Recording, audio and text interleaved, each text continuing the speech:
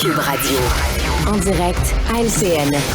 On accueille maintenant Mario Dumont et Emmanuel Latraverse. Alors, on a hâte de vous entendre tous les deux sur cette bombe devenue au fil de la journée un pétard à mèche, là, ce rapport spécial du protecteur du citoyen qui dénonce un cas grave de mauvaise gestion du ministère de l'Éducation en 2018. Emmanuel, on t'a pas vu déchirer ta chemise aujourd'hui.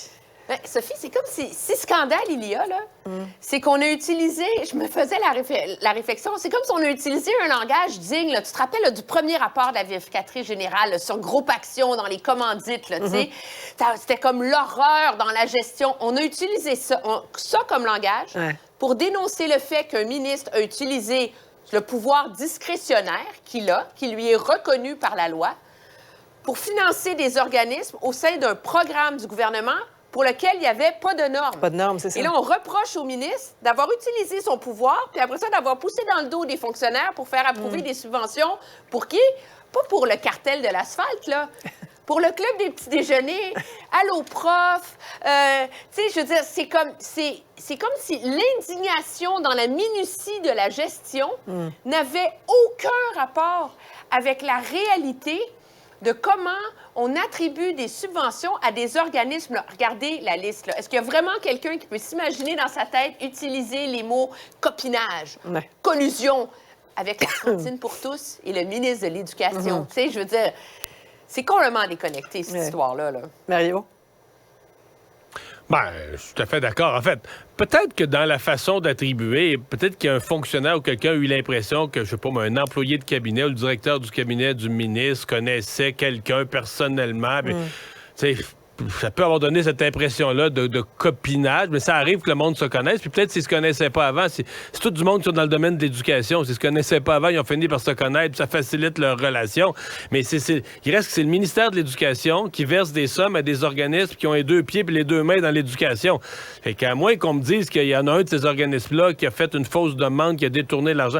Présentement, moi, tout ce que j'ai, là, c'est rien de plus normal. Le ministère de l'Éducation verse des petites sommes, soit dit en passant, là, au chapitre du ministère de l'Éducation. 60 millions de budget, là? Ouais, mais prenons-les une par une, ce qu'on avait dans le tableau, des 1 million, 2 millions, des petites sommes à des organismes qui sont dans l'éducation.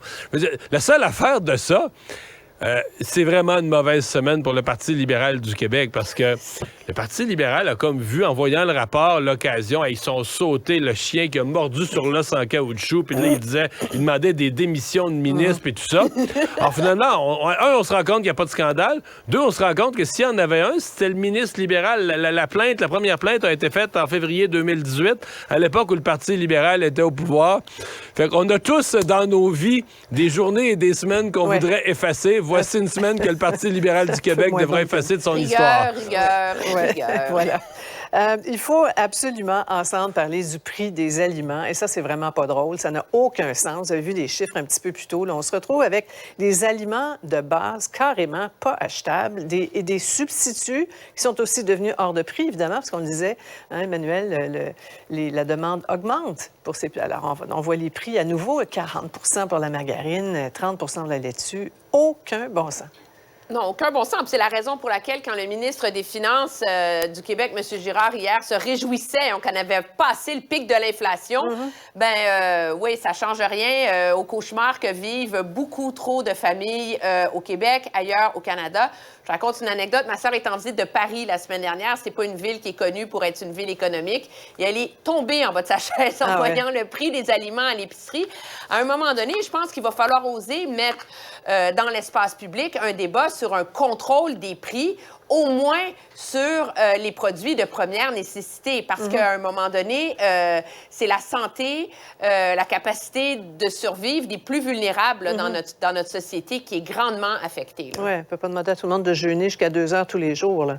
Mario, on continue de se questionner aussi sur les profits des grandes bannières là, à travers tout ça. Oui, exactement. Parce que hier, évidemment, les compagnies et les grands de l'alimentation sont cotés en bourse pour la plupart. Et hier, on a eu les résultats de Métro et Loblaws. Et sincèrement, souvenez-vous, le professeur Charlebois là, et sa chaire de recherche sur l'agroalimentaire, nous avait averti il y a une couple de semaines, il y a un suspect, il y a quelqu'un qui a l'air de faire des profits exagérés, c'est Loblaws. Et les chiffres d'hier confirmaient exactement ça. Chez Métro, les profits sont en hausse de 5 %, mais tu sais, l'inflation est de 5-6 %. Il n'y a rien qui apparaît là, anormal, il n'y a rien qui apparaît exagéré. Mais chez Loblaws, qui fait des activités à peu près identiques, là. Beaucoup d'épiceries puis un peu de pharmacie en complément. Écoute un peu, là, les profits sont en hausse par rapport au même trimestre l'an dernier, sont en hausse de 30 Alors, bon, peut-être quelqu'un me dirait, écoutez, là, en gestion, l'Oblast sont les champions de la gestion, ils ont coupé leurs coûts, ils sont extraordinaires en affaires, mais dans une période de telle inflation, c'est tentant. Ouais. Je me contenterais de dire que c'est tentant de penser qu'ils ont joué un peu plus sur les prix et que, la politique récemment annoncé qu'ils vont geler les prix pour les 3 mois durant le temps des fêtes, c'était un petit peu sur le bord d'une farce. On a un tout petit peu de temps, Emmanuel, pour t'entendre sur la Coupe du monde de soccer là, qui est organisée pour la première fois là, dans un pays arabe, le Qatar, qui bafoue allègrement les droits de la personne. On a vu cette altercation là, en plein direct entre un reporter danois et les autorités. Emmanuel, ça commence bien?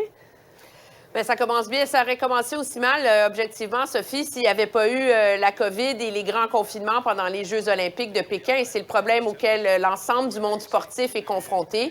C'est que pour organiser ces grandes fêtes du sport-là, on a accepté et intégré de faire des compromis moraux presque décadents, je pense, avec des dictatures horribles, et de fermer les yeux en prenant prétexte qu'une fois qu'on consent une semaine d'indignation avant que ça commence, une fois que le tournoi est parti, mais on fait le pari que finalement, l'enthousiasme collectif va l'emporter. Mario, 15 secondes, plusieurs appels à un boycott, le Bloc notamment. Il n'est pas trop tard? Oui, il est trop tard pour le boycott diplomatique, mais il faut comprendre que le journaliste faisait quelque chose qui est interdit dans le pays. On ne peut pas filmer le pays. Ce que le pays accorde, c'est qu'on filmera les terrains de soccer, les joueurs, on peut filmer l'intérieur des stades pendant les matchs, on ne peut pas filmer la ville. Alors, la vraie question, c'est quand les fédérations sportives accordent un événement, c'est là qu'il faudra se poser la question. Il est trop tard, mais quand les fédérations sportives accordent un événement à un pays qui a ce genre de règles-là, ils posent un geste qui est absurde. Là. Voilà. Merci à vous deux. Ah voilà, c'est